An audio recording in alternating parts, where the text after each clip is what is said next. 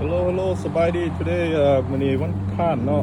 มาเบิ่งหัวเพิ่นเฮ็ดฮอดไซแล้วก็เพิ่นเฮ็ดหลายเติบแล้วมื้อนี้มันก็สิล่มแห้งเติบเขาเจ้าก็เลยหยุดก่อนให้มันซ้ำ4ฟีตแล้วก็จังเพิ่นสิต่อไปเลยแล้วมื้อนี้ก็มีอินสเปกเตอร์มามาเบิ่งเวียดนามสบายดีใหญ่ๆเฮามาเบิ่งเวียดนำกัน มาเบิ่งมาแย่งซอยกันเลยมีเวลาก็เบิ่งซอยกันมีหยังตีก็ตีไปมีแนวโยงก็โยงไปนะ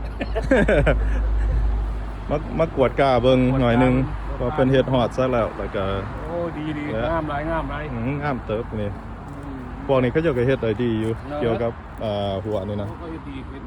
เขาก็เฮ็ดไว้อีก แปลว่าอีก 2-3 มื้อเขาเฮ็ดแนวนี้เขาจะว่ามืออื่นมือฮื้อนี่แหละแล้ว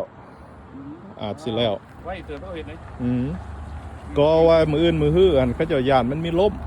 คันมันมีลมแล้วเขาสิบ่เฮ็ดคันเฮ็ดยามลมแล้วย่านมันลมพอสิมันบ่ทันแห้งเด้แต่เขาก็เลยป้าไว้ซำนี้แหละก่อนมีเวลาหลายเพื่อสดแต่ว่าเฮ้ยมันก็เร็วอีกพวกกินไม่มีแต่นี่แหละนี่เห็นบ่ผู้ส้มเบิ่งนํกันเด้อนี่แหละนี่อันนั้นแปลว่าแถวนี้มีแต่ขี้เหงื่อนี่บาดแล้วเฮาต้องเลยหาเหือแห้งมันเฮาเซฟทีล่าเนาะมาเก็บมาคลีนซอยกันกาเบิ่งอันเดือน4เนาะเก็บบาร์บีคิวคลีนอัพเดือน4นี่แหละคันเป็นไผมีเวลาก็ผู้ชาวบ้านนี่แหละผู้ย่าผู้หญิงก็มาซอยกันเด้อของแนวนี้มันยุกมันยังก็มาให้กำลังใจกันก็โอเคกำลังใจเฮ็ดอยู่เฮ็ดกินให้พวกผู้ชายก็เจ้าเฮ็ดเวียกใครหน้าเป็นแมสเตอร์ซื้อก็โอเคนะรุ่นนี้มีแต่ยกดอกรุ่นนี้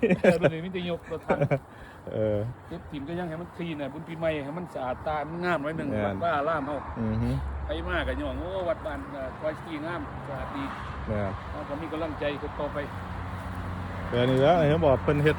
หลายเติบแล้วแต่ว่าจักเปอร์เซ็นต์น้อยพี่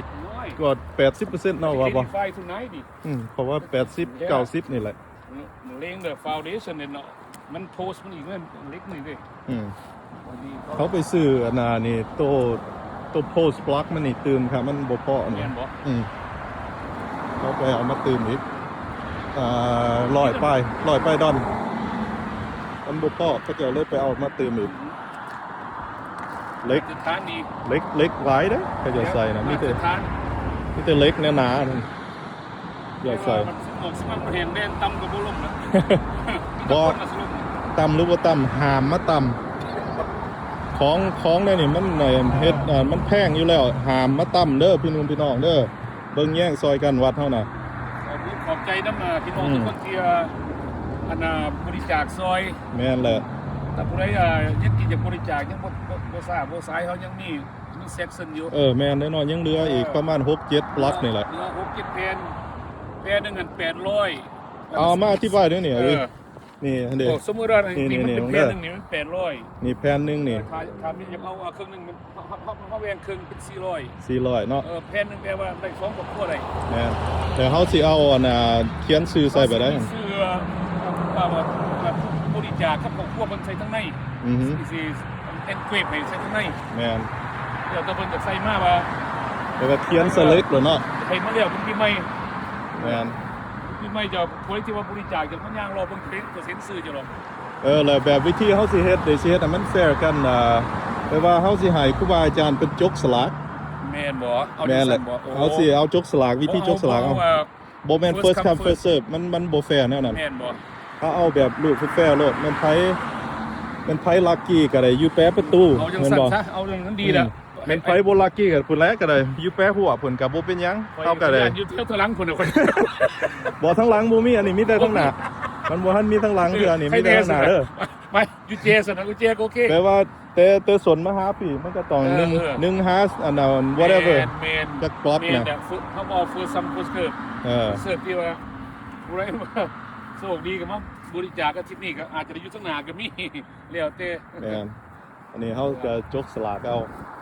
ดีแล้วมีโอกาสก็ได้แล้วเป็นแบบสิเลยให้บอกทั้งน้องคุยรับเที่ยวกันเขาสิมาคุยรับเที่ยวเนาะไม่งั้นนะคนฟิวเจอร์เขาอาจจะปลูกดอกไม้